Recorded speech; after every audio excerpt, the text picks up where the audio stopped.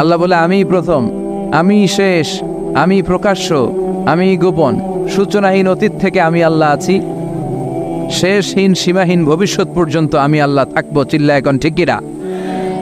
ওনার কোনো লয় নাই, ওনার কোনো ক্ষয় নাই, উনি অব্যয়, উনি অক্ষয়, উনি সদা জাগ্রত, সদা সজাগ, ওনার কোনো ঘুম নাই, ওনার কোনো তন্দ্রা নাই। সুবহানাল্লাহ পড়েন। লা তাখুযুহু সিনাতু ওয়ালা নাওম, never sleep or slumber overtakes him. আল্লাহর ঘুমে তো ধরেই না, ঘুমের আগে যে তন্দ্রা ধরে ওইটাও ধরে না। সাইয়েদনা মূসা আলাইহিস সালাম আল্লাহকে জিজ্ঞেস করলেন, ইয়া রাব্বি আয়াগলিবুকান নাওমু, আল্লাহ আপনার কি ঘুমে ধরে না? সুবহানাল্লাহ পড়েন। আয়াগলিবুকান নাওমু, আপনার কি ঘুমে ধরে না? আপনার উপর কি ঘুম বিজয় লাভ করে না? আমি তো সারাদিন কাজ করার পরে আমার ঘুমে ধরে। আমি সারাদিন রাখালগিরির কাজ করি, ছাগল চড়াই।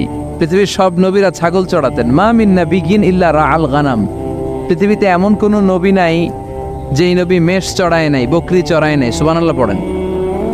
সাহাবারা বললেন, ইয়া রাসূলুল্লাহ, আপনিও মেষ চড়িয়েছেন? বিষ্ণু বললেন, হ্যাঁ আমিও মেষ চড়িয়েছি। আমি তো অল্প কিছু টাকার বিনিময়ে মক্কাতে ছাগলগুলো চড়ায় দিতাম। সুবহানাল্লাহ পড়েন। তো মূসা আলাইহিস সালাম বললেন, আল্লাহ আয়াগলিবুকান নাওম, আল্লাহ আপনার কি ঘুমে ধরে না? আল্লাহ বললেন, কোনো কথা বলা যাবে না, দুইটা গ্লাসের ভেতরে পানি নাও, আর পানি ভর্তি গ্লাস নিয়ে তুর পাহাড়ের উপরে দাঁড়াও। সাইয়েদনা মূসা আলাইহিস সালাম দাঁড়ালেন। আল্লাহরে আবার জিজ্ঞেস করলেন, আল্লাহ আমি জিজ্ঞেস করলাম কি আর আপনি করতে বললেন কি?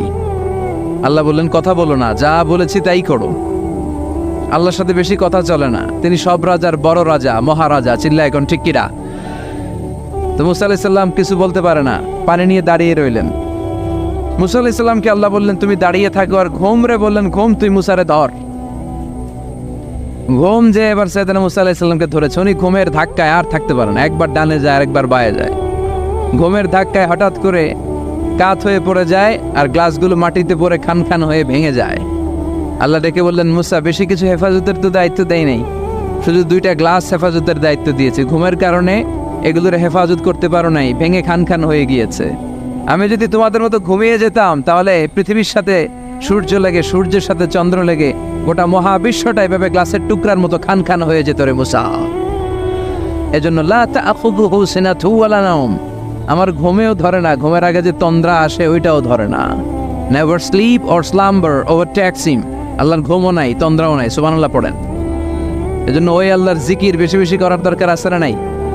বিষ্ণু বললেন, আফদালু যিকরি লা ইলাহা। তো এমন আল্লাহর ইবাদত আমরা করি যার ঘুম নাই, যার তন্দ্রা নাই। সুবহানাল্লাহ পড়েন। যার শক্তির সামনে কোনো শক্তি নাই, তিনি যা ইচ্ছা তাই করতে পারেন, ঠিক কিনা? ফাআলুল লিমা ইউরিদ, তিনি পাহাড়কে দরিয়া করতে পারেন, দরিয়াকে পাহাড় করতে পারেন, ধনীরে গরিব করতে পারেন, গরিবরে ধনী করতে পারেন, সম্মানিতরে অপমানিত করতে পারেন, অপমানিতরে সম্মানিত করতে পারেন। চিল্লায় বলেন, তিনি কে? তিনি ফাআলুল লিমা ইউরিদ, যা মনে চায় তাই করতে পারেন। ইন্না বাতশা রাব্বিকা লাশাদীদ, আল্লাহ বলেন, আমার পাকড়াও, আমার শাস্তি, আমার পানিশমেন্ট বড় ডেঞ্জারাস, কড়া। আমি আল্লাহ সব সময় ধরি না, ধরলে ছাড়ি না। ধরে ধরে ধরে না, ধরলে আল্লাহ, খেয়াল রাখবেন, আল্লাহ ছাড় দেয় কিন্তু ছেড়ে দেয় না। এটা আমাদের জন্য রিমাইন্ডার। আমরা প্রায় অন্যায় অপরাধ প্রবণতার সাথে এতটাই জড়িয়ে পড়ি, আমরা ভাবি আল্লাহ হয়তো পানিশমেন্ট দিবে না, কিন্তু আল্লাহ ছাড় দিচ্ছে, আল্লাহ ছেড়ে দিবেন না। চিল্লা এখন ঠিক কিনা? ফেরাউনরে আল্লাহ ছাড় দিয়েছে, ছেড়ে দেয় নাই। নমরুদরে ছাড় দিয়েছে, ছেড়ে দেয় নাই। এখনো দেখা যাচ্ছে আল্লাহ অনেককে ছাড় দেয়, কিন্তু আল্লাহ ছেড়ে দেয় না। এজন্য সবসময় ইবাদত করতে হবে একজনের, তিনি কে? প্রশংসা করতে হবে একজনের, তিনি কে? জিকির করতে হবে একজনের, তিনি কে? বিশ্বনবী বলতেন, লা ইয়াজালু লিসানুকা রাতবান মিন যিকরিল্লাহ, তোমার জিহ্বাটা যেন সবসময় আল্লাহর জিকিরে, আল্লাহর স্মরণে ভিজে থাকে। আবার বিশ্বনবী বলতেন, হাব্বুল কালাম ইলাল্লাহি আরবা, আল্লাহর কাছে সবচাইতে প্রিয় কথা চারটি। কয়টি? সবাই বলেন কয়টি? এক হচ্ছে সুবহানাল্লাহ, দুই হচ্ছে আলহামদুলিল্লাহ, তিন হচ্ছে লা ইলাহা ইল্লাল্লাহ, চার হচ্ছে আল্লাহু আকবার। প্রথমটা কি? দ্বিতীয়টা? তৃতীয়টা? চার নাম্বারটা? আবার আওয়াজ করে সবাই পড়েন, প্রথমটা কি? দ্বিতীয়টা? তৃতীয়টা?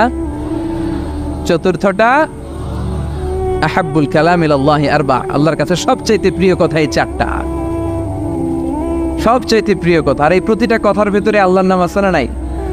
দেখেন, সুবহানাল্লাহ আল্লাহ আছে, আলহামদুলিল্লাহ, লা ইলাহা ইল্লাল্লাহ, আল্লাহু আকবার, আছে না নাই? তার মানে জিকির করতে হলে ওই জিকিরের মধ্যে নাম থাকতে হবে কার? আল্লাহর নাম ছাড়া এদেশে অনেক জিকির আছে না নাই? লাফালাফি করে হুই হাই, হ্যাঁ, পেকুয়াতে আলহামদুলিল্লাহ, এগুলো বোধহয় নাই, কম। হ্যাঁ, জিকির হতে হবে তাদাররুআ ওয়া খুফিয়া, গোপনে, দুনাল জাহরি বিল কওল, চিৎকার চেঁচামেচি করে নয়। এদেশে অনেকে জিকিরও করে আবার বাসার আগায় উঠে যায়, আছে না নাই? আবার জিকির করতে করতে লাফাতে লাফাতে যিনি জিকির করে ওনার কাঁধের উপরে ওঠে, দেখছেন আপনারা? আমি এখন জিকির করাচ্ছি, তাসবিহ পড়াচ্ছি, আপনারা যদি লাফ দিয়ে আমার কাঁধে ওঠেন, আমি যাবো কই? আল্লাহ রাসূল সাল্লাল্লাহু আলাইহি ওয়াসাল্লাম সাহাবাদেরকে নিয়ে তাসবিহ পড়ছেন, জিকির করছেন, কোন সাহাবারা লাফাতে লাফাতে খেজুর গাছের আগায়, এরকম পাওয়া যায়? অথবা সাহাবারা আবেগের চোটে লাফাতে লাফাতে আল্লাহ রাসূলের কাঁধের উপর, এরকম হয়েছে কোনোদিন? তাহলে এইরকম সিস্টেমে হুই হাই করে লাফালাফি করে কোনো ধরনের জিকির করা যাবে? জিকির করতে হবে হাতের কড়ায়, গুনে গুনে, ভদ্রভাবে। আব্দুল্লাহ ইবনে আমর ইবনে আল-আস তিনি বর্ণনা করেন, রাআইতু রাসূলুল্লাহ সাল্লাল্লাহু আলাইহি ওয়াসাল্লাম ইয়াকিদু তাসবিহা বিয়ামিনি, আমি আল্লাহ রাসূলকে ডান হাতের গিড়ায় এভাবে আস্তে আস্তে তাসবিহ পড়তে দেখেছি। কোন হাতের গিড়ায়? নাকি বাম হাত? আমরা কোন পন্থী? সব নবীরা কোন পন্থী ছিল? জান্নাতে ঢুকবে কোন পন্থীরা? এজন্য ডানপন্থী হতে রাজি আছেন তো সবাই? ডান হাতের গিড়ায় তাসবিহ পড়বেন, রাজি আছেন? এইভাবে ডান হাতটা উঁচু করেন, এই আঙ্গুলটা এইখানে ধরেন, ধরে এইভাবে পড়বেন, সুবহানাল্লাহ সুবহানাল্লাহ সুবহানাল্লাহ। এই আঙ্গুলের গিরা কিয়ামতের দিন আপনার পক্ষে সাক্ষী দিবে। আমরা যেন বেশি বেশি আল্লাহর জিকির করতে পারি, আল্লাহ তৌফিক দাও। আমরা যেন আল্লাহর শুকরিয়া বেশি বেশি করতে পারি, আল্লাহ তৌফিক দাও। বিশ্বনবী দোয়া করতেন, আল্লাহুম্মা জাআলনি সাবুরা ওয়া জাআলনি শাকুরা ওয়া জাআলনি ফি আইনি সগীরা ওয়া ফি আ'য়ুনিন নাসি কাবীরা।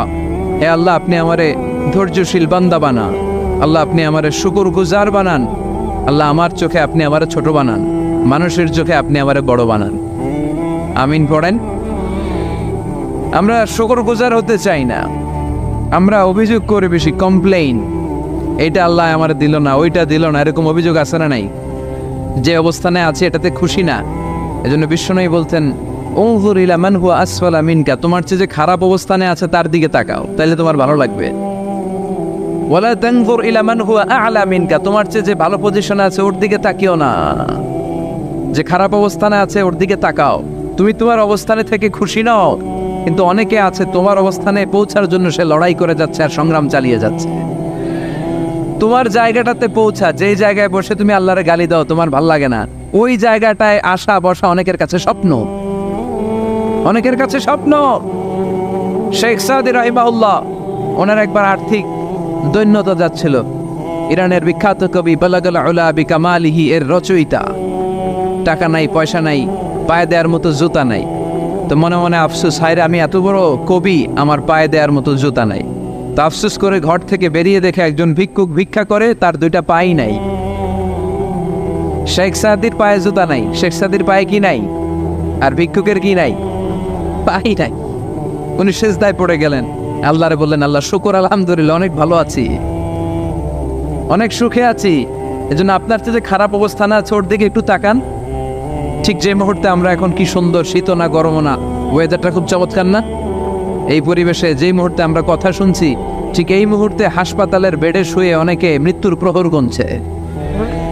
অনেকের ক্যান্সার, যার নেই কোনো অ্যান্সার, তার প্রতিটা সেলের ভিতরে জ্বালা, আমি টাকা চাই, পয়সা চাই, কত কিছু চাই, এটা লাগবে, ওইটা লাগবে, এটা চাই, ওইটা চাই। হাসপাতালের ওই ক্যান্সারের রোগীটা কিচ্ছু চায় না, ও শুধু বাঁচতে চায়। ও কি চায়? ও শুধু বাঁচতে চায়। এজন্য চাহিদার কোনো শেষ নাই। আল কানাআতু মিনাল ইসলাম, অল্পে তুষ্ট থাকার নাম ইসলাম। অল্প খাবো, অল্প পড়বো, অল্প জমাবো, অল্পের ভেতরে বরকত দিয়েছে কে? লা ইয়াস্তাউই আসহাবুন নার ওয়া আসহাবুল জান্নাহ, আসহাবুল জান্নাতি হুমুল ফাইজুন। যারা জান্নাতে যাবে আর যারা জাহান্নামে যাবে তারা কি কখনো সমান হতে পারে? The people of paradise and the people of hellfire, they never be equal ever. The people of paradise and heaven, they gain the ultimate success in life. যারা জান্নাতি তারাই আসল সফলতা অর্জন করেছে, দুনিয়াতেও সফল, আখেরাতেও সফল। চিল্লায় বলেন ঠিক কি না? এখন the decision is yours, সিদ্ধান্ত আপনার যে আপনি কই যাবেন, আপনি কই যেতে চান, জান্নাতে না জাহান্নামে? আল্লাহ আমরা যেন জান্নাতেও এরকম একত্রিত হতে পারি, তুমি তৌফিক দাও। আমরা যে বইটা থেকে আজকে কিছু সময় কথা শুনবো, আওয়াজ করে বলেন তো বইটার নাম, আরো জোরে বলেন কি নাম?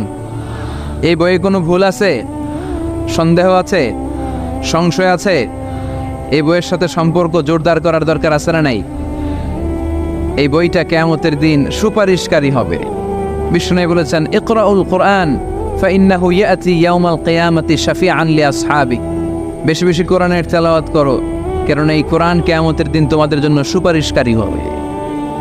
কোরআন যদি আপনার পক্ষে আল্লাহর কাছে সুপারিশ করে, আল্লাহ এই সুপারিশ ফেলে দিতে পারবে? পররাষ্ট্রমন্ত্রী যদি মাননীয় প্রধানমন্ত্রীর কাছে কোনো বিষয়ে সুপারিশ করে, রেকমেন্ডেশন করে, মাননীয় প্রধানমন্ত্রী এই সুপারিশকে কি রিজেক্ট করতে পারবে? কথা বলেন। এজন্য কোরআনের সুপারিশ আমরা চাই কি চাই না? এটা এমন একটা কিতাব যেই কিতাবে কোনো ভুল নাই। যালিকাল কিতাব লা রাইবা ফি হুদাল লিল মুত্তাকিন। This is the book, the most authentic and original book, reliable book in the world, whereof there is no doubt in it and a guidance to those who are muttaqin. এই বইটা এমন বই যে বইয়ে কোনো ভুল নাই, কোনো সন্দেহ নাই। মুত্তাকিনদের জন্য পথ প্রদর্শনকারী হিসেবে বইটারে নাজিল করেছে কে? এই বইটার যেখান দিয়ে পড়েন হেদায়েত আছে না নাই, রহমত আছে না নাই, বরকত আছে না নাই, শিফা আছে না নাই? এই কিতাব পড়ে অসুস্থ ব্যক্তির গায়ে ফু দিলে সুস্থ করে কে? তার মানে এর মধ্যে শিফা আছে। সুবহানাল্লাহ পড়েন। সূরাতুল ফাতিহারে বলা হয় সূরাতুশ শিফা। সূরাতুল ফাতিহা পড়ে অসুস্থরে ফু দিলে সুস্থ করে কে? বিশ্বাস হয়? হ্যাঁ না একটু সন্দেহ লাগে? যদি সন্দেহ থাকে তাহলে ফু দিলে কাজ হবে? আর বিশ্বাস রেখে যদি ফু দেন ভালো করে দিবে কে? এমন এক কিতাব, এই কিতাব পড়লে সওয়াব, এই কিতাব ধরলে সওয়াব, এই কিতাবের জন্য মরলেও সওয়াব। ঠিক কি না? এমন এক কিতাব আল্লাহ দিলেন। এই কিতাবকে আল্লাহ বললেন নূর, আলো। আলোর সাথে তুলনা করেছেন কিতাবুন আনজালনাহু ইলাইকা লিতুখরিজান NASA Minaj যুলুমাতি ইলান Noor. I've revealed this holy and sacred book unto you, O my beloved last messenger, in order to lead the mankind out of darkness into the light. অন্ধকার থেকে আলোর দিকে নেয়ার জন্য এই কিতাবকে পাঠিয়েছে কে? এই কিতাব পড়লে, এই কিতাব মানলে, বুঝলে, এই কিতাবের বাস্তবায়ন সমাজে ঘটালে সমাজটা আলোকিত হবে। ঠিক কি না? আমরা একটা আলোকিত সমাজ চাই কি চাই না? যে সমাজে এই কিতাব দিয়ে আইন করা হয়, এই কিতাবের আইনে সমাজে আইনটাকে বাস্তবায়ন করা হয়, ওই সমাজে কোনো ধর্ষণ থাকে, কোনো দুর্নীতি থাকে, ওই সমাজটা হয় মদিনার সমাজ, ওই সমাজটা হয় শান্তির সমাজ। এজন্য আমরা যেন কোরআনের সাথে সম্পর্ক বাড়াই, প্রতিদিন যেন কোরআনের তেলাওয়াত করি, একটি করে হলেও কোরআনের আয়াতের বঙ্গানুবাদ যেন আমরা পড়ি। পারা যাবে? সবাই পড়ে ইনশাআল্লাহ। আমি আপনাদের খেদমতে আমার খুতবার শুরুতে সূরাতুল মুজাম্মিল থেকে 4টি আয়াত তেলাওয়াত করেছি। এই সূরাতুল মুজাম্মিল থেকে কিছু কথা আজকে আমরা শুনবো ইনশাআল্লাহ। পড়েন। আমি সবসময় তাফসির মাহফিলগুলোর ক্লাসের মতো মনে করি। Class, I consider this tafsir program as a class. I consider myself as a teacher and all the sitting audience as a student of the Holy Quran. আমি মনে করি যে আমি কোরআনের শিক্ষক, আর যারা শুনছে তারা আমাদের ছাত্র। আমার আগে যিনি এখানে কথা বলছিলেন তিনি ছিলেন আমাদের শিক্ষক। এখন আমি একটু করে বসার সুযোগ পাইছি, আমি হয়ে গেছি শিক্ষক, আর আমরা সবাই কোরআনের ছাত্র। খুশি না বেজার? সূরাতুল মুজাম্মিল এটা কোরআনের 29তম পারার একটা সূরা। কততম পারার? এই সূরার আয়াত সংখ্যা 20। আয়াত সংখ্যা কত? এই সূরাটি মাক্কি সূরা। কি সূরা? আচ্ছা, এবার আমি প্রশ্ন করি, আপনারা উত্তর করেন। সূরাতুল মুজাম্মিল কত পারার সূরা? আয়াত সংখ্যা? সূরাটি মাদানী। হ্যাঁ, মাক্কি সূরা। আলহামদুলিল্লাহ পড়েন। এই সূরাটি আল্লাহ তাআলা বিশ্বনবীর নামে ডেডিকেট করেছেন। কার নামে? বিশ্বনবীর অনেকগুলো সুন্দর সুন্দর নাম আছে, শুধু মুহাম্মদ সাল্লাল্লাহু আলাইহি ওয়াসাল্লাম এটাই ওনার নাম নয়, এটা ছাড়াও ওনার অনেক নাম আছে। ওনার একটা নাম আছে আহমদ। কি নাম? ইয়াতি মিন বাদি ইসমুহু আহমদ। মুহাম্মদ ওনার নাম, আহমদ ওনার নাম, তাহা ওনার নাম, মুজাম্মিল এটা ওনার একটা নাম, মুদ্দাসসির এটা ওনার একটা নাম, আবুল কাসেম এটা ওনার একটা নাম, কুনিয়াত। তো বিশ্বনবীর নামে এই সূরাটাকে ডেডিকেট করেছে কে? বিশ্বনবীকে আল্লাহ তাআলা এই সূরার ভেতরে অনেকগুলো ইনস্ট্রাকশন, গাইডলাইন দিয়েছে, পথ নির্দেশিকা। এগুলো আমাদের জীবনেও কাজে লাগবে, ঠিক কিনা? তো এই আল মুজাম্মিল বিশ্বনবীর নামে ডেডিকেট করা একটি সূরা। আবার এই নামে আমাদেরও অনেকের নাম পাওয়া যায়, আছে না নাই? এখানে মুজাম্মিল ভাই কে কে আছে দেখি? মুজাম্মিল কেউ আছে মুজাম্মিল নামে? আছে তো, মাশাআল্লাহ। আল্লাহ মুজাম্মিল ভাইদেরকেও তুমি কবুল করো। তো এই সূরার একটা কেন্দ্রীয় আলোচক বিষয় আছে, central subject matter, central theme of the Surah Al Muzzammil. এই পুরো 20টা আয়াতে আল্লাহ কি বোঝাতে চাইলেন, আগে সংক্ষেপে এটা আমি বলি। এই পুরো সূরার ভেতরে কেন্দ্রীয় যে আলোচ্য বিষয়টা আল্লাহ আমাদেরকে জানাতে চাইলেন সেটা হচ্ছে আমাদেরকে যে কোনো কাজে নামার আগে নিজেকে প্রস্তুত করে নিতে হবে। বুঝতে পেরেছেন? You have to take huge preparation for a successful mission. আপনি যদি কোনো মিশনে নামতে চান, আপনাকে you have to take preparation, you have to be prepare. নিজেকে প্রস্তুত করে নিতে হবে। বিশ্বনবীকে আল্লাহ তাআলা বড় একটা মিশনে নামাবেন, নবুয়তের মিশন, দাওয়াতি কাজের মিশন, আল্লাহর জমিনে আল্লাহর দ্বীনকে বাস্তবায়নের মিশন, পৃথিবীর বুকে কালিমার পতাকা গেড়ে দেওয়ার মিশন। চিল্লা এখন ঠিক কিনা? তো এত বড় মিশন যে নবী পালন করবে, ওই নবীর প্রিপারেশনের দরকার আছে না নাই? তাহলে এই পুরো সূরার মূল কথা হচ্ছে প্রিপারেশন ফর এ মিশন, মিশনের জন্য প্রস্তুতি গ্রহণ করা। Good preparation is a prerequisite for a successful mission. আপনি যদি একটা মিশনে সফল হতে চান, আপনাকে প্রস্তুতি নিতে হবে। কে নিতে হবে? সবাই বলেন, প্রিপারেশন নিতে হবে। প্রিপারেশন যদি ভালো হয়, কাজের ফলাফলও। প্রিপারেশন যদি খারাপ, ফলাফলও। পরীক্ষার আগে যদি প্রিপারেশন ভালো হয়, গোল্ডেন এ প্লাসের সম্ভাবনা আছে না নাই? ইলেকশনের আগে যদি ভালো প্রস্তুতি নেয়, জয়লাভ করার সম্ভাবনা আছে না নাই? সব কাজে প্রিপারেশন লাগে। এই যে আমরা প্রতিদিন সালাত পড়ি, নামাজ আদায় করি, প্রস্তুতি লাগে না? কি প্রস্তুতি লাগে? ওযু করা লাগে, ঠিক কিনা? ইয়া আইয়ুহাল্লাযীনা আমানু ইযা কুমতুম ইলাস সালাতি ফাগসিলু ওয়ুজুহাকুম ওয়া আইদিয়াকুম ইলাল মারাফিক ওয়ামসাহু বিরুউসিকুম ওয়া আরজুলাকুম ইলাল কা'বাইন। সুবহানাল্লাহ পড়েন। আল্লাহ ডেকে বললেন, গোলাম যখন নামাজে যাবা, নামাজের প্রস্তুতি নাও। কথাটা কার? আগে চেহারা ধৌত করো, হাত দুইটা কনুই পর্যন্ত ধৌত করো, তারপরে মাথা মাসে করো, তারপর পা ধৌত করো, তারপরে সালাত কায়েম করতে যাও। তার মানে সালাত একামাতুস সালাত প্রতিষ্ঠার আগে আপনাকে প্রস্তুতি নিতে হবে। নামাজে যাওয়ার আগে ওযু করা লাগবে, ঠিক কিনা? আবার জুমার নামাজে আপনি যাবেন, এই জুমার নামাজে যাওয়ার আগে প্রস্তুতি আছে না নাই? কি প্রস্তুতি আছে? গোসল করা লাগে, ঠিক কিনা? আতর মাখা লাগে, সুন্দর পারফিউম দেওয়া লাগে, তারপর জুমার খুতবা শোনার জন্য মসজিদে আগে আগে যাওয়া লাগে, ঠিক কিনা? তার মানে নামাজের আগে প্রস্তুতি লাগে, জুমার সালাতের আগে প্রস্তুতি লাগে, আবার রোজার আগেও প্রস্তুতি আছে না নাই? বিশ্বনবী রমাদান আল মুবারক আসার 2 মাস আগ থেকে প্রস্তুতি নিতেন। বিশ্বনবী দোয়া করতে শুরু করতেন রজব মাস থেকে, আর আল্লাহর কাছে বলতেন, আল্লাহুম্মা বারিক লানা ফি রজব ওয়া শাবান ওয়া বাল্লিগনা রমাদান। রজব শাবানে বরকতে দাও, রমজান মাসে গুনাহ ঝরাও। সপ্তাহ জুড়ে তুমি বরকতে দাও, জুমার দিনেতে গুনাহ ঝরাও। রজব শাবানে বরকতে দাও, রমজান মাসে গুনাহ ঝরাও। চিল্লায় পড়েন আমিন। রমজান আসার 2 মাস আগে বিশ্বনবী রজব মাস থেকে রমজানের প্রস্তুতি নিতেন। আল্লাহু আকবার। আর পড়ছেন, আল্লাহুম্মা বারিক লানা ফি রজব ওয়া শাবান ও আল্লাহ, রজব আর শাবান মাসে আপনি বরকত দেন, ওয়া বাল্লিগনা রমাদান, রমজান মাসে পৌঁছে দেন। এখন যে মাসটা চলতেছে এটা কি মাস? হ্যাঁ, তাহলে রমজানের প্রস্তুতি নেওয়ার দরকার আছে না নাই? রমজানের 2 মাস আগ থেকে উনি প্রস্তুতি নিতেন। এরপরে ঈদ আসার আগে রমজানের প্রস্তুতি আছে না নাই?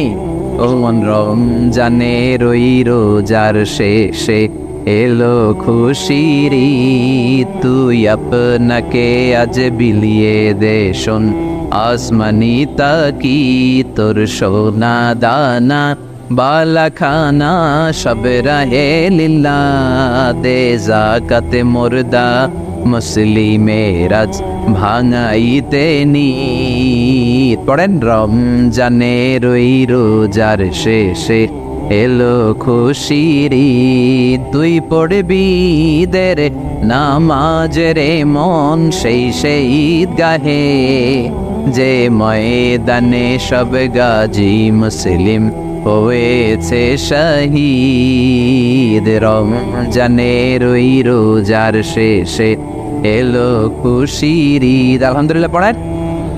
তার মানে নামাজের আগে প্রস্তুতি লাগে, রোজার আগে প্রস্তুতি লাগে, ঈদের আগেও প্রস্তুতি লাগে। এরপরে হজ যদি পালন করতে চান তারও প্রস্তুতির দরকার আছে না নেই? একজন হজ করবে, প্রস্তুতি লাগবে না? কি প্রস্তুতি লাগবে?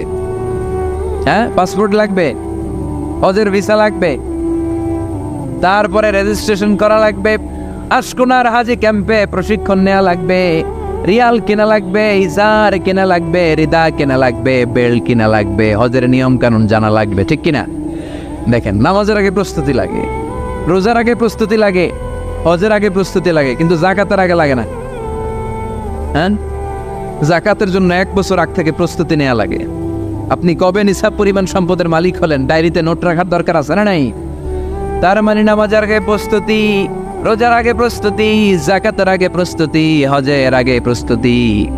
এই সূরার মধ্য দিয়ে রব্বুল আলামিন বিশ্বনবীরে বুঝাতে চাইলেন, ও নবী, বিশাল একটা মিশনে আপনি নামবেন, বিশাল একটা যুদ্ধে আপনি নামবেন, কালেমার বাণীকে দুনিয়ার বুকে প্রচার করার গুরু দায়িত্ব নিয়ে নামবেন। এত বড় দায়িত্ব পালনের আগে আপনার প্রস্তুতি নেওয়ার দরকার আছে না নাই? বিশ্বনবীকে প্রস্তুতি নিতে বললেন। তার মানে এই সূরার কেন্দ্রীয় আলোচ্য বিষয় হচ্ছে you have to take a very good preparation for a mission. আপনি কোনো কাজে সফল করতে হলে আপনাকে প্রস্তুতি নিতে হবে। ভালো প্রস্তুতি ছাড়া সফল হওয়া যাবে? আবার যুদ্ধের ময়দানেও যখন আমরা যাই, বিশ্বনবী যেতেন, প্রস্তুতি ছিল কি ছিল না? আল্লাহ বললেন, ওয়া আ'ইদ্দু লাহুম মাসতাতা'তুম মিন কুওয়া ওয়া মির রিবাতিল খাইল তুরহিবুনা বিহি আদুওয়াল্লাহি ওয়া আদুওয়াকুম। আল্লাহ ডেকে বলেন, গোলাম, যুদ্ধের ময়দানে যাওয়ার আগে ভালো করে নিজেদেরকে প্রস্তুত করে নাও। ওয়া আ'ইদ্দু লাহুম মাসতাতা'তুম মিন কুওয়া, তোমাদের শক্তি সামর্থ্য যা আছে সব প্রস্তুত করে রাখো।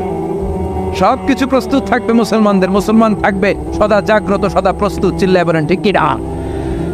প্রস্তুত থাকতে হবে যুদ্ধের জন্য। আমরা যে যোদ্ধা, আমরা ভুলেই গেছি। আমরা যে যোদ্ধা জাতি, আমাদের রক্তে যে যুদ্ধের ঘ্রাণ, এটা আমরা ভুলেই গেছি। আল্লাহ বললেন, ওয়া আ'ইদ্দু লাহুম মাসতাতা'তুম মিন কুওয়া, শক্তি আর রসদ জোগাড় করে রাখো। তুরহিবুনা বিহি আদুওয়াল্লাহি ওয়া আদুওয়াকুম, এই শক্তি আর সম্ভাবনা দিয়ে আল্লাহর দুশমনদেরকে তোমরা ভয় দেখাবা। মির রিবাতিল খাইল, ঘোড় সাওয়ারগুলোকে প্রস্তুত করে রাখো। বর্তমানে তো ঘোড়া টোরা নাই, এখন প্রস্তুত করে রাখতে হবে অ্যাটম বোমা, ঠিক কিনা? এখন রাখতে হবে AK-47, rocket launcher, drone, missile, ballistic ক্ষেপণাস্ত্র, রণতরী, যুদ্ধ জাহাজ, ঠিক কিনা? গোটা বিশ্বের মুসলমানদের একটা সেন্ট্রাল মিলিটারি দরকার। 50টারও বেশি মুসলিম দেশ, আমাদের সেন্ট্রাল কোনো লিডারশিপ নাই, আমাদের কেন্দ্রীয় কোনো মিলিটারি নাই। যদি আমাদের একটা মিলিটারি থাকতো, সিরিয়াতে আক্রমণ হয়েছে আমাদের বিরুদ্ধে, আমাদের মুসলিম মিলিটারি সেখানে প্রতিরোধ করে তুলতো। চিল্লা এখন ঠিক কিনা? আরাকানে আক্রমণ হয়েছে, মুসলিম মিলিটারি প্রতিরোধ গড়ে তুলবে। ফিলিস্তিনে আক্রমণ হয়েছে, আমাদের মুসলিম মিলিটারি প্রতিরোধ গড়ে তুলবে। কিন্তু আমাদেরকে নেতৃত্ব দেওয়ার মতো কেউ নাই, আমাদের শক্তি সম্ভাবনাকে জোগাড় করে রাখার মতো কেউ নাই। এক রিসেপ তাইয়িপ এরদোগান গোটা বিশ্বের যেখানে মুসলমানরা নির্যাতিত ওখানে ছুটে যায়। সে একা কি করবে? এরকম 10টা এরদোগান যদি আমাদের হাতে থাকতো, মুসলমানদের দিকে চোখ রাঙিয়ে কথা বলার সাহস কারো ছিল না। চিল্লা এখন ঠিক কিনা?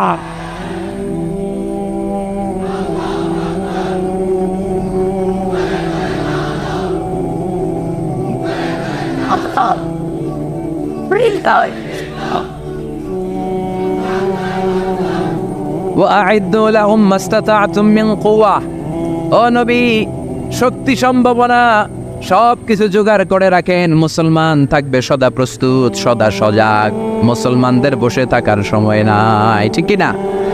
তার মানে এই পুরো সূরাতুল মুজাম্মিলে আল্লাহ তাআলা যে সেন্ট্রাল মেসেজটা বিশ্বনবীকে দিতে চাইলেন সেটা হচ্ছে, নবী প্রস্তুতি নেন, লড়াইয়ের প্রস্তুতি, যুদ্ধের প্রস্তুতি, মিশনে নামার প্রস্তুতি। সুবহানাল্লাহ পড়েন। তাহলে সূরাতুল মুজাম্মিলের কেন্দ্রীয় আলোচ্য বিষয় কি? প্রস্তুতি। চিল্লায় বলেন, কেন্দ্রীয় আলোচ্য বিষয় কি? প্রিপারেশন নিতে হবে, প্রস্তুত থাকতে হবে, ঠিক কিনা? কেন্দ্রীয় আলোচ্য বিষয় আমরা জেনে গেলাম। এবার জানবো কোন প্রেক্ষাপটে এই সূরাটা নাজিল হয়েছে। শুনবেন, মনোযোগ আছে না গেছে? কথা বুঝতে পারতেছেন তো? কথা বোঝা যান না বোঝানো যার? বোঝা যার? সূরাতুল মুজাম্মিল এটা শুধু মাক্কি সূরাই নয়, এটা মাক্কি যুগে নাজিল হওয়া শুরুর দিককার সূরা। কোরআনের নাজিলের দিক থেকে সর্বপ্রথম সূরা কোনটা?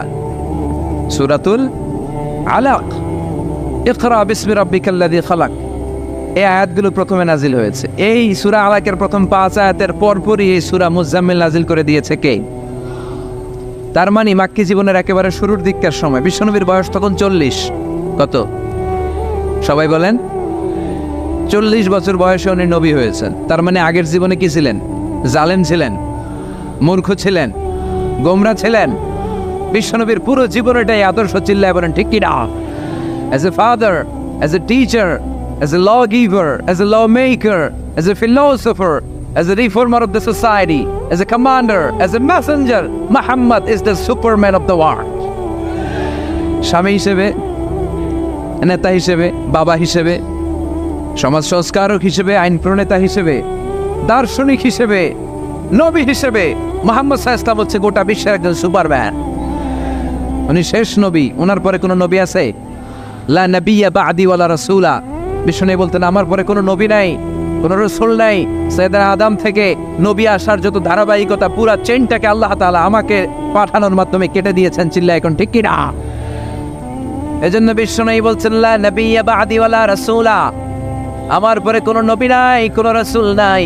তবে লাউ কানা বা'দি নাবিয়্যুন লাকানা উমর, আমার পরে যদি নবী হওয়ার যোগ্যতা কারো থাকে, আমার ওমরের সেই যোগ্যতা আছে, ঠিক কি না? প্রভু তুমি বলেছ রাসূল দেবে না, বলনি দেবে না ওমর, বলনি দেবে না হামজা তারিক, খালিদ বিজয়ী সমর। প্রভু তুমি বলেছ রাসূল দেবে না, বলনি দেবে না ওমর, বলনি দেবে না হামজা তারিক, খালিদ বিজয়ী সমর। প্রভু তুমি বলেছ রাসূল দেবে না। আলহামদুলিল্লাহ পড়েন। শেষ নবী, শেষ রাসূল, তারপরে কোনো রাসূল নাই। ওনার জীবনটা এমন জীবন, নবুয়তের পরের জীবন যেমনি আমাদের জন্য আদর্শ, নবুয়তের আগের জীবনটাও আদর্শ করে দিয়েছে কে? এই 40 বছরে উনি নবী হয়েছেন। তার আগে উনি ছিলেন শ্রেষ্ঠ মানুষ, as-সাদিক আল-আমিন। জীবনে মিথ্যা বলছে। ওনার ঘোর শত্রুরাও বাড়ি থেকে অনেক দূরে কোথাও বেড়াতে গেলে ওনার বাসায় ডিপোজিট করে যাইত, ওনার বাসায় আমানত রেখে যাইতো। সুবহানাল্লাহ পড়েন। পার্টি করে আবু জাহেলের পার্টি। পার্টি কোন পার্টি? বিশ্বনবী বলতেন, আবু জাহেলের পার্টি করে ওর কাছে ডিপোজিট রাখো। ওরা বলতো, না, আবু জাহেলের দল করি কিন্তু ওর কাছে আমানত রাখা যাবে না। ওর কাছে যদি টাকার প্যাকেট রেখে যায় তাহলে আমার টাকাও শেষ, টাকার প্যাকেটও শেষ। কথা বলেন। আমানতদারিতা নাই। আমানতদারিতা ছিল বিশ্বনবীর মাঝে। ওনার জীবনী নিয়ে যদি কথা বলতে কেউ শুরু করে, কোনো কুল কিনারা খুঁজে পায় না। বিয়ন্ডলেস, বাউন্ডলেস, বটমলেস, এটা তলাবিহীন সাগর। বিশ্বনবীর জীবনীটা একটা সাগর, কিন্তু এই সাগরের কি নাই? কথা বলেন। কোনো তলা নাই। এমন নবীকে আমরা পেয়েছি। ওনার আগের জীবনটাও আদর্শ। ছোটবেলা থেকে লাজুক ছিলেন। হালিমাতুস সাদিয়া বিশ্বনবীর দুধমা, উনি বলেন 5 বছর এই কুরাইশি মুহাম্মদকে আমি লালন পালন করেছি। একদিনও ছেলেটারে কাঁদতে দেখি নাই। ক্ষুধা লাগলেও কাঁদে না, ব্যথা পেলেও কাঁদে না। কিন্তু লজ্জাস্থানের জায়গা থেকে এই শিশু মুহাম্মদের কাপড়টা একটু সরে গেলে ছোট্ট মুহাম্মদ চিৎকার দিয়ে ওঠে। কি নবী ছিলেন! 15 বছর বয়সে হালাফুল ফুদুল একটা সংগঠন করেছে। হালাফুল ফুদুল, যেটাকে বাংলা আমরা বলি হিলফুল ফুজুল। আসলে শব্দটা হালাফুল ফুদুল, হালাফ মানে শপথ, টু টেক এন ওথ, শপথ নেয়া। ফুদুল হচ্ছে ভালো কাজের উপর। উনি হাতে হাত রেখে যুবকদেরকে নিয়ে মক্কা আইন করলেন, মক্কার জমিনে কোনো দুর্বলের উপর, মাজলুমের উপর কোনো জালিমের অত্যাচার চলতে দেয়া যাবে না। মক্কার বুকে কোনো টেন্ডারবাজি চলবে না, চাঁদাবাজি চলবে না, ধর্ষণ চলবে না, ছিনতাই আর রাহাজানি চলবে না। চিল্লা এখন ঠিক কিনা? 15 বছর বয়সে পুরো মক্কা শহর কাঁপায় দিয়েছে।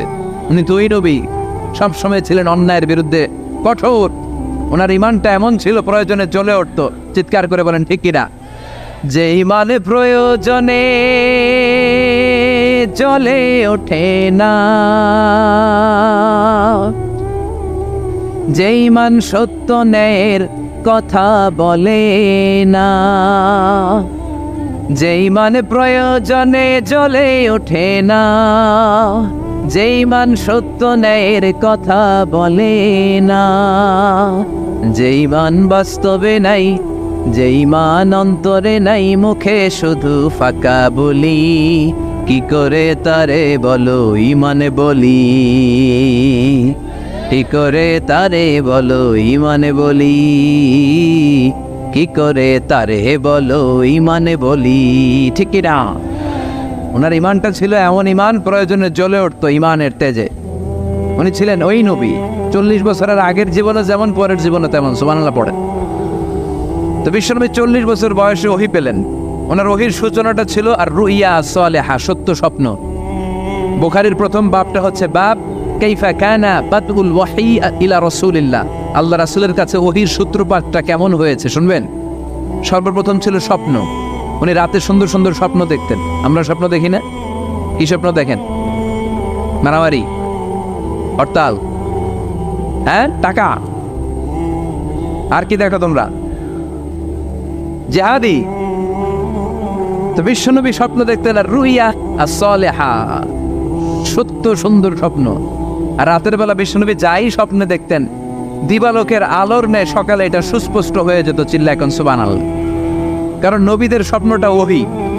নবীদের স্বপ্নটা কি? নবীদের স্বপ্ন যদি ওহী না হতো, তাহলে একটা স্বপ্নের উপর ভিত্তি করে সাইয়েদনা ইব্রাহিম আলাইহিস সালাম ছেলের গলায় ছুরি চালাতেন না। এটা ওহী ছিল, এটা আল্লাহর পক্ষ থেকে স্পেশাল অর্ডার ছিল। চিল্লায় বলেন ঠিক কি না? তার মানে বিশ্বনবীর জীবনে প্রথম ওহীর সূত্রপাত হয়েছে স্বপ্ন দিয়ে। তারপরে বিশ্বনবীর কাছে নিঃসঙ্গতা, নির্জনতাকে প্রিয় করে দিল কে? বিশ্বনবীর মানুষের সাথে তখন কথা বলতে ভাল লাগে না, একা একা থাকতে ভাল লাগে, একা একা ইবাদত করতে ভাল লাগে। বিশ্বনবী হেরা পাহাড়ে চলে গেলেন। কোথায়? মক্কা থেকে উত্তর দিকে 634 মিটার উঁচু ওই পাহাড়ে যে তাআব্বুদাল-লায়ালি, রাত্রিবেলা তিনি ধ্যান করতেন, মেডিটেশন করতেন, চোখ বন্ধ করে স্রষ্টার অস্তিত্বকে খুঁজতেন। খুঁজতে খুঁজতে খুঁজতে 40 দিন ধ্যান করার পরে, 40 দিন আধ্যাত্মিকতার এই চর্চা করার পরে ফাজাহুল হক, সত্য বিশ্বনবীর কাছে এসে ধরা দিল। সাইয়েদনা জিবরাইল চলে আসলেন, এসে বললেন ইয়া মুহাম্মদ ইকরা, পড়ো।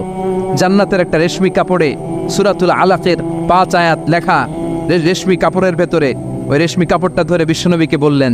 এই প্রথম বিশ্বনবী সাইয়েদনা জিবরাইলকে দেখলেন আর বললেন ইয়া মুহাম্মদ ইকরা, পড়ো। বিশ্বনবী বললেন মা আনা বিকারি, আমি পড়তে পারি না। সুবহানাল্লাহ পড়েন। কারণ বিশ্বনবী ছিলেন না নবী আল উম্মি, নিরক্ষর নবী। ওনার অক্ষর জ্ঞান ছিল না। আলিফ বা তা সা কোনটারে জিম বলে কোনটারে সদ বলে বিশ্বনবী চিনতেন না, লিখতে জানতেন না। তিনি ছিলেন নিরক্ষর, কিন্তু মূর্খ না। নিরক্ষর এক জিনিস, মূর্খ আরেক জিনিস। অক্ষর জ্ঞান নাই কিন্তু জ্ঞান আছে। কারণ বিশ্বনবী বলতেন আদাবানি রব্বি ফা আহসানা তা'দীবি, আমি পৃথিবীর কোনো ইউনিভার্সিটি থেকে ডিগ্রি নেয় নাই, কেউ আমারে শিখায় নাই, স্বয়ং আরশের উপর থেকে আমারে শিক্ষা দান করেছে কে? তাই আমার শিক্ষার মতো শিক্ষা পৃথিবীর কারো শিক্ষা হতে পারে। সাইয়েদনা জিবরাইল বললেন ইয়া মুহাম্মদ ইকরা, পড়ো।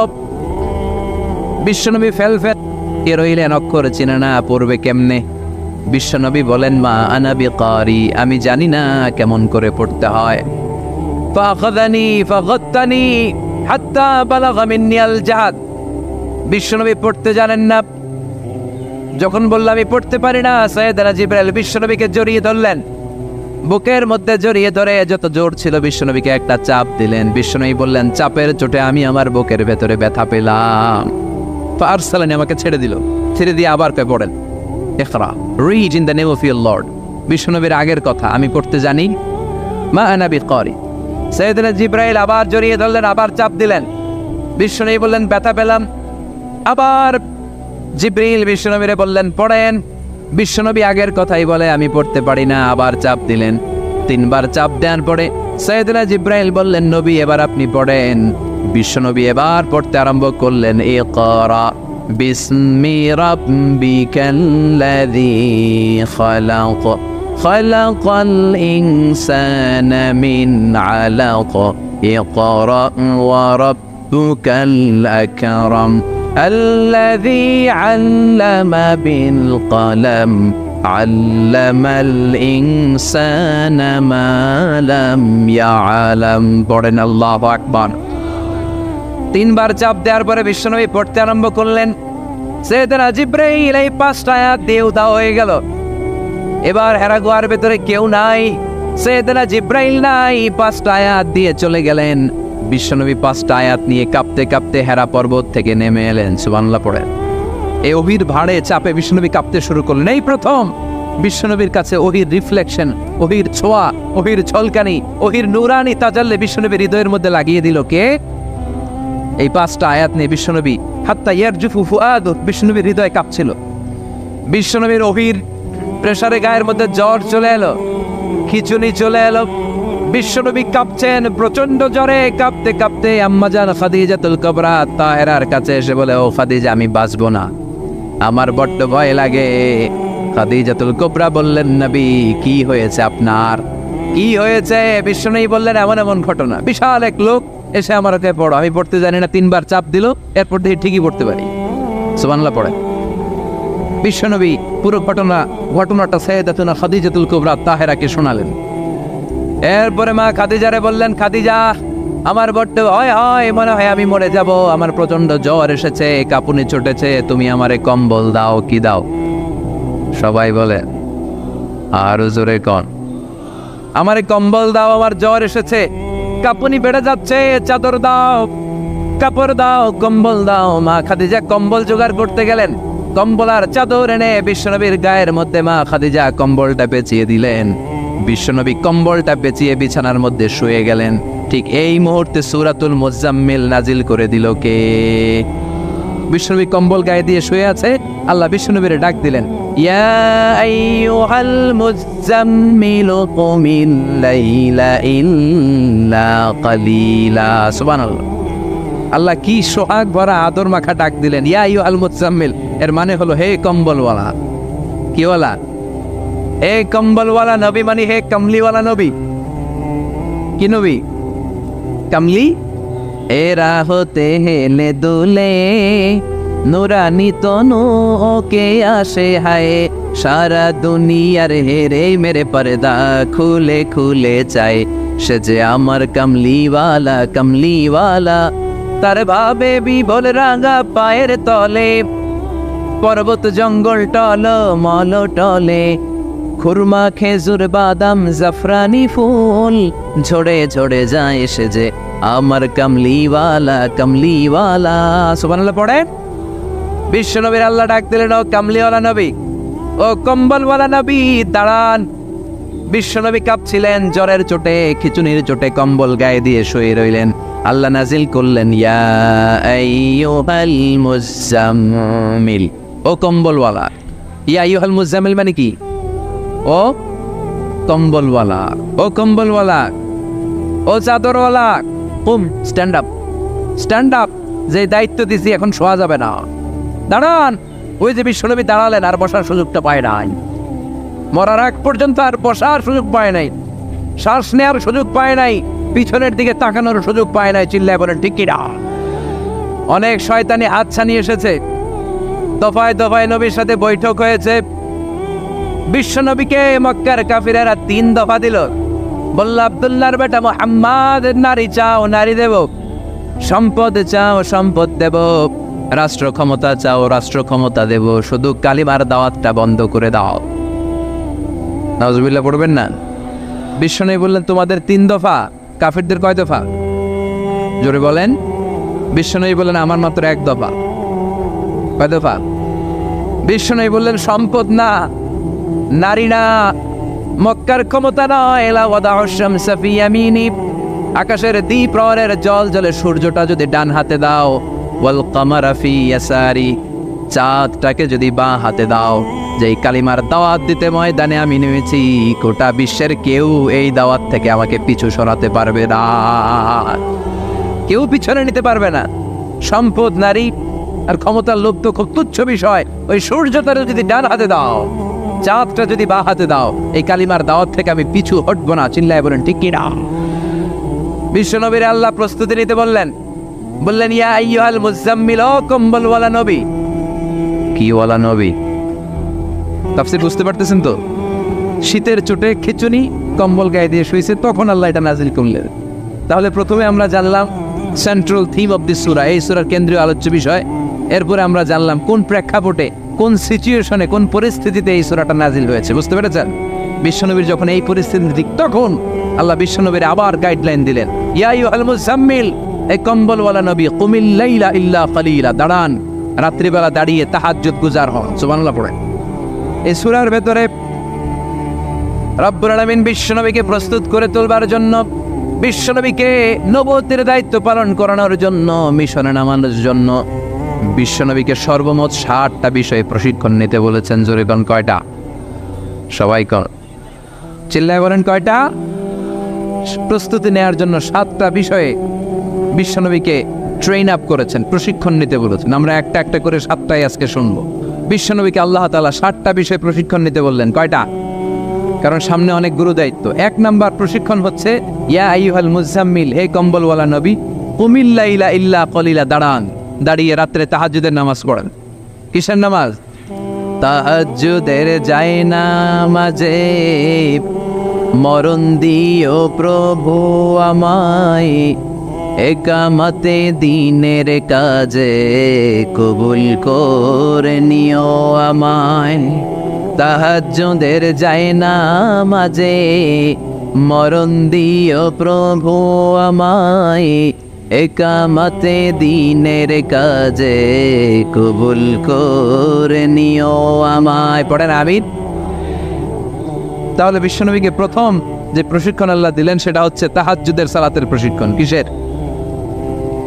রব্বুল আলামিন বললেন, ইয়া আইয়ুহাল মুজাম্মিল কুমিল লাইলা ইল্লা কালিলা, ও নবী, রাত্রিবেলায় দাঁড়ান, পুরো রাত ব্যাপী তাহাজ্জুদ পড়েন। নিসফাহু, রাতের অর্ধেক সময় তাহাজ্জুদ পড়েন। আও ইনকুস মিনহু কালিলা, অথবা তার চেয়েও কিছু কম পড়েন। আও জিদা আলাইহি, অথবা তার চাইতেও বেশি পড়েন। ও নবী, রাত্রিবেলা দাঁড়িয়ে তাহাজ্জুদের সালাত পড়েন। কিসের সালাত? তাহলে বিশ্বনবীকে মিশনে সফল হওয়ার জন্য সর্বপ্রথম যে ডিরেকশন আল্লাহ দিলেন সেটা হচ্ছে তাহাজ্জুদের ডিরেকশন। কিসের? তাহাজ্জুদ পড়েননি আপনারা? পড়েন? হ্যাঁ, ফজর নামাজই তো পড়ি না। কি পড়ি না? তাহাজ্জুদ তো তাদের যারা ফজর পড়ে, যারা ফজরই করেন, ওরা আবার কি তাহাজ্জুদ? কথা বলেন। এই তাহাজ্জুদের সালাত আদায় করলে সম্মান বাড়িয়ে দেয় কে? ঘুমের আরবিতে কিছু নাম আছে। ঘুমের একটা নাম হচ্ছে নুআস। নুআস মানে ড্রোজিনেস। বাসে বসে আছেন, বাসে ঝুলে আপনিও ঝুলতেছেন, এরকম হয় না? ঝিমুনি, এটার বলে নুআস।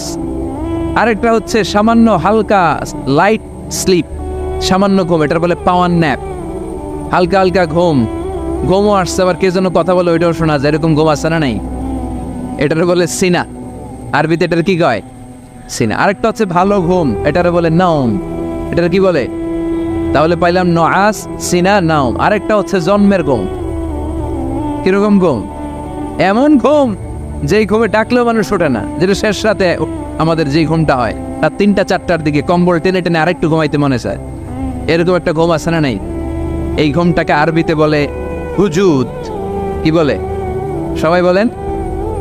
এই হুজুদের ঘুমকে স্যাক্রিফাইস করে ওই টাইমে যে সালাতটা পড়া হয়, ওই সালাতকে আরবিতে বলে সলাতুল হুজুদ বা সলাতুত তাহাজ্জুদ। সুবহানাল্লাহ পড়বেন না? এজন্য রাব্বুল আলামিন বলেন, ওয়া মিনাল লাইলি ফাতাহাজ্জাদ বিহি নাফিলাতাল লাকা আসা আন ইয়াবআসাকা রাব্বুকা মাকামাম মাহমুদা। ও নবী, রাত্রিবেলা দাঁড়িয়ে আপনি তাহাজ্জুদের নামাজ পড়েন, আশা করা যায় বিশাল সম্মানিত মহিমান্বিত জায়গায় আল্লাহ আপনারে বসায়া দিবে গো নবী। ঠিক কি না? তাহাজ্জুদের সালাত পড়লে মর্যাদা বাড়ায় দেয় কে? মুমিনের বৈশিষ্ট্য, তারা রাত্রিবেলা তাহাজ্জুদের সালাত পড়ে। ইমানদারদের বৈশিষ্ট্য, তারা হলো ফুরসানান নাহার রুহবানাল লাইল। রাত্রিবেলা তাহাজ্জুদের যায় নামাজে কান্নার ঝড় তোলে, দিনের বেলায় ঘোড়া হাঁকিয়ে জিহাদের ময়দানে জিহাদ করে। ঠিক কি না? দিনের বেলায় চলবে কি? জিহাদ। জিহাদের কথা বলাতে ভয় পাইছেন? হ্যাঁ, অনেকে এখন জিহাদের সাথে জঙ্গিবাদরে লাগায়, এরকম ডাকাইত আছে না নাই? জিহাদের সাথে সন্ত্রাসবাদকে মিলাতে চায়, চিল্লা এখন ঠিক কি না? জঙ্গিবাদ আর সন্ত্রাস এক জিনিস, জিহাদ আরেক জিনিস। জিহাদরে ফরজ করছে কে? আর জঙ্গিবাদকে হারাম করেছে কে? জঙ্গিবাদকে দমন করার জন্য আল্লাহ তাআলা জিহাদের মতো বিধানকে ফরজ করেছেন, চিল্লায় বলেন ঠিক কি না? যারা হকের পক্ষে, যারা কল্যাণের পক্ষে, যারা মানবতার পক্ষে, এরা হচ্ছে মুজাহিদ। আর যারা হক সহ্য করে না, মানবতাকে সহ্য করে না, শান্তির কথাকে সহ্য করে না, এরা হলো এক একটা জঙ্গি, চিল্লায় এখন ঠিক কি না? আবু জাহেল ছিল জঙ্গি আর বিশ্বনবী ছিলেন মুজাহিদ। ফেরাউন ছিল জঙ্গি, মুসা আলাইহিস সালাম ছিলেন মুজাহিদ। নমরুদ ছিল জঙ্গি, সাইয়েদনা ইব্রাহিম ছিলেন মুজাহিদ। বাংলার জমিনেও যারা হকের কথা বলে তারা হচ্ছে মুজাহিদ। আর যাদের হক সহ্য হয় না, ইসলাম সহ্য হয় না, কোরআন সহ্য হয় না, এরা এক একটা সন্ত্রাস আর জঙ্গি, চিল্লায় এখন ঠিক কি না? এরা জঙ্গি। আমরা যারা সত্যের পক্ষে কথা বলি, আমরা জঙ্গি না, আমরা মুজাহিদ। আমরা কি? মুজাহিদ। এজন্য মুমিনদের বৈশিষ্ট্য হলো রুহবানাল লাইল ফুরসানান নাহার। মুমিন বান্দারা দিনের বেলায় জিহাদের ময়দানে ব্যস্ত থাকে, রাতের বেলায় তাহাজ্জুদের যায় নামাজে চোখের পানি দিয়ে যায় নামাজ ভিজায়। রাতের আধারে যারা সেজদাতে রয়, দু চোখের স্রোতে নদী যেন বয়। রাতের আধারে যারা সেজদাতে রয়, দু চোখের স্রোতে নদী যেন বয়। ছলনার হাতছানি যতই আসুক, পেছনে ফিরেও সে তাকায় না। যাদের হৃদয়ে আছে আল্লাহর ভয়, তারা কবু পথ ভুলে যায় না। আল্লাহর প্রেম ছাড়া এই দুনিয়ায় কারো কাছে কোনো কিছু চায় না, চিল্লায় বলেন ঠিক কি না? এজন্য বিশ্বনবীর প্রথম প্রশিক্ষণ নিতে বললেন আল্লাহ, কুমিল লাইলা ইল্লা কালিলা। ও নবী, বিশাল মিশন নিয়ে দুনিয়ার বুকে আপনি এসেছেন গো নবী। প্রথম প্রশিক্ষণ যেটা নিবেন, রাত্রিবেলায় দাঁড়িয়ে দাঁড়িয়ে তাহাজ্জুদের প্রশিক্ষণ। বিশ্বনবীর আদেশ করলেন কে? কিসের আদেশ? সবাই কন আরো জোরে। ওই মুহূর্তটা তাহাজ্জুদের সময়টা এমন সময়, ইয়ানজিলু রাব্বুনা ইলা সামাইদ দুনিয়া, রব্বুল আলামিন আরশের উপর থেকে দুনিয়ার আকাশে নেমে আসে। নেমে আসে মানে বিশেষ একটা মনোযোগ দেয়, আর দুনিয়াবাসীরা ডেকে ডেকে বলে, গোলাম আলা মিন মুস্তাগফিরিনা গফির আলা। কার ক্ষমা লাগবে ক্ষমা চাও, সব গুনাহ আমি ক্ষমা করে দেব। আলা মিন মুস্তারজিকিন আরজুকালা। কার কি লাগবে আমার কাছে চাও, সব আমি দিয়ে দেব। আল্লাহু আকবার। আলা মিন মুস্তাকসিন আকসুলা। যার জামা দরকার জামা চাও, জামা দেব। ক্ষমতা দরকার ক্ষমতা চাও, ক্ষমতা দেব। নেককার স্ত্রী দরকার, নেককার সন্তান দরকার, সন্তান চাও, সন্তান দেব। সব দেয়ার মালিক কে? কেউ যেটা পারে না পারে কে? কেউ যেটা দেয় না দেয় কে? কেউ যেটা বোঝে না বোঝে কে? আল্লাহ শেষ রাতে আম করে ডাকে, দেওয়ার জন্য ডাকে, কিন্তু চাওয়ার সময় আমাদের নেই। উনি দেওয়ার জন্য প্রস্তুত, কিন্তু এটা তো নেওয়ার লোক লাগবে। কথা কন। বিশ্বনবী তাহাজ্জুদের সময় দাঁড়িয়ে যেতেন ছোট্ট একটা ঘরে, চাটাইয়ের উপরে বিশ্বনবী মা এসে শুতেন, গাদাগাদি করে জায়গা নাই। মাঝরাতে বিশ্বনবী তাহাজ্জুদের জন্য দাঁড়াতেন, আল্লাহু আকবার বলে দাঁড়িয়ে যেতেন, নামাজ শুরু করে দিতেন। বিশাল বড় সূরা পড়তেন, কেরাত পড়তেন, রুকু করতেন, কিন্তু সিজদার জায়গায় সিজদা দেওয়ার জায়গা নাই। সিজদার জায়গায় মা এসে পা বিছিয়ে শুয়ে আছে। বুখারীর বর্ণনা, বিশ্বনবী সিজদায় যে হাত দিয়ে মা এসার পায়ের মধ্যে চিমটি কাটতেন। মা এসা বুঝতে পারতেন বিশ্বনবী এখন সিজদায় যাবে। সুবহানাল্লাহ পড়েন। মা এসা বুঝতে পেরে পা দুইটা সরিয়ে নিতেন, বিশ্বনবী সিজদা দিতেন। সিজদা দিয়ে বিশ্বনবী যখন আবার দাঁড়িয়ে যেতেন, মা আয়েশা পা বিছিয়ে আবার শুয়ে পড়তেন। কি ইবাদত ছিল বিশ্বনবীর! হাত্তা তাতাওয়াররামু খাদামা। মা আয়েশা বলতেন বিশ্বনবী দাঁড়িয়ে থাকতে থাকতে এত সময় ধরে তাহাজ্জুদের সালাত পড়তেন, ওনার পা গুলো ফুলে এরকম টিউমারের মতো মোটা হয়ে যেত। সুবহানাল্লাহ পড়বেন না? দাঁড়িয়ে থাকতে থাকতে বিশ্বনবীর পা গুলো টিউমারের মতো মোটা হয়ে যেত। প্রথম রাকাতে বাকারা আলে ইমরান পড়ে ফেলতেন। সুবহানাল্লাহ পড়েন। বিশ্বনবীর পা যেন ফেটে যাবে এভাবে হাত বেঁধে দাঁড়িয়ে থাকতে থাকতে বিশ্বনবীর হাতগুলো বাঁকা হয়ে যেত, ব্যথা হয়ে যেত। বিশ্বনবী তখন হাত দুইটা ছেড়ে দিতেন। আবার যখন এনার্জি ফিরে পেতেন, যখন বিশ্বনবীর ভাল লাগতো আবার হাত বাঁধতেন। পড়েন সুবহানাল্লাহ। তার মানে হাত ছেড়ে দিও নামাজ পড়া যায়, হাত ছেড়ে দিও। মালিকি মাযহাবের কিছু স্কলাররা ওনারা মত নিয়েছে, ওনাদের অনুসারীরা এরসাল করে। আমাদের দেশে কেউ বাদে এইভাবে, কেউ এইভাবে, কেউ এইভাবে। মালিকিরা বাদেই না, কে বাদবই না, কি করবি কর। আছে না নাই? আপনি যদি হজ করতে যান মক্কা মদিনায় এই আমলগুলো দেখতে পারবেন। এটা সুন্নাত একটা আমল। হাত ছেড়ে দিলেও যেখানে সালাত হয়ে যায় ওই জায়গায় কই বাঁধবে এই নিয়ে কিলাকিলি আছে না নাই? উপরে না নিচে, আমিন জোরে না আসতে, আছে না নাই? পেকুয়াতে মাশাআল্লাহ এগুলো নাই। হ্যাঁ, পেকুয়াতে এগুলো আছে। বিশ্বনবী লম্বা সময় দাঁড়িয়ে তাহাজ্জুদ পড়তেন। তাহাজ্জুদ পড়লে আপনার মর্যাদা বাড়ায় দিবে কে? সাইয়েদনা জিবরাইল বললেন ইন্না শারাফাল মুমিন ফি কিয়ামিল লাইল। বিশ্বনবী বললেন জিবরাইল এসে আমাকে বলে গিয়েছে মুমিনের মর্যাদা তাহাজ্জুদের নামাজের ভেতর। সুবহানাল্লাহ পড়েন।